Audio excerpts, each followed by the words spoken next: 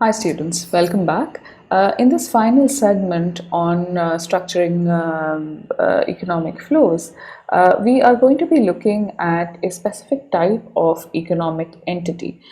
So this is not a particular type of structure, but it's a certain type of model of doing business that we need to be aware of. Okay, and it has had, of course, a huge impact on the global economy. So I'm of course talking here about the multinational corporation, or you can also talk about the transnational corporation. Okay, a multinational corporation or an MNC, I'm sure, is a term that you must have heard of already.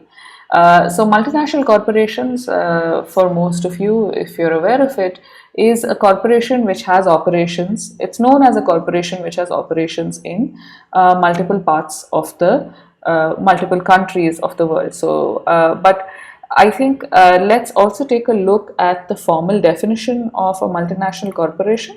So, the book defines a multinational corporation as a firm that has the power to coordinate and control operations in more than two countries, even if it does not own them. Okay, so it's a very interesting definition because what it is saying is that a multinational corporation uh, has operations in multiple countries. But it has varying degrees of control and also varying degrees of ownership. There could be a multiplicity of types of multinational corporations. Okay, now of course, I think at this point it would be helpful to distinguish between an MNC, a multinational corporation, and a TNC, which is a transnational corporation. The difference is rather simple, I think. The multinational corporation is a company that has operations, whether it controls operations or owns operations or not, in more than two countries, whereas a transnational corporation refers to a company that has these kind of operations in more than one country. So transnational corporation could have such, even if one company operates in just two countries, it would still be considered to be a TNC, but it would not be considered to be an MNC. Now, of course, I also wanted to show you some images of multinational corporations. Usually we think of multinational corporations as entities which are very modern. Okay, not just very modern, very contemporary. They are really the in thing. But of course, multinational corporations have been around for a while. So, for instance, you will see a logo on the slide. It is a logo of the WOC, or the Dutch East India Company, which is quite famous as the first multinational corporation of the world. Okay, and this was in operation as far back as 17th century. Okay, of course, one of the things that you may have heard about is, usually people talk about multinational corporations, I think quite erroneously, and they look west. Okay, so they think that yes, these multinational corporations are mostly centered in either the United States or in Europe. I think that may have been the case initially, but in today's world, we are quite familiar with multinational corporations that have also originated in Asia, for instance. I've given you two examples here.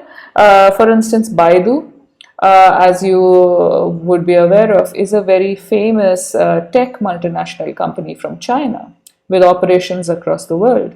Similarly, I included the image of a Jaguar car. Apparently, it is the F type. The reason why I included it here is because this range of Jaguar cars is actually a wholly owned subsidiary of Tata Motors from India. So again, a very interesting sort of a development. I think today when we talk about multinational corporations or transnational corporations, we are not thinking of only one center from which these multinational corporations emerge. At this point, I think let's go back to that question of control and ownership. Okay, so based on combinations of control and ownership, we can think of at least three distinct varieties of multinational corporations. In fact, there could be even more varieties. Okay, but the most famous ones are portfolio investment, also known as foreign institutional investment, foreign direct investment, also known as FDI, and greenfield investment. Now, in a portfolio investment, primarily the investment is coming in speculative financial terms. Okay, so here there isn't any direct control per se. So if I put if I if I'm a company and I invest, I'm an Indian company, let's assume, and I make a portfolio investment in Zimbabwe. Okay, let's assume that that is what I want to do. When I make this portfolio investment, I'm primarily operating in the financial markets there. So it's not as if I will go in there and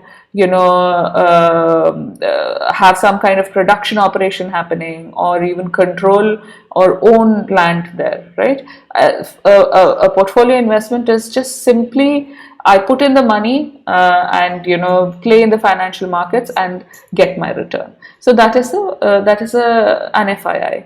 In contrast to that, a foreign direct investment happens when a company, a foreign company goes into another country and controls operations there. So, for instance, you could have foreign direct investment where there is partial ownership.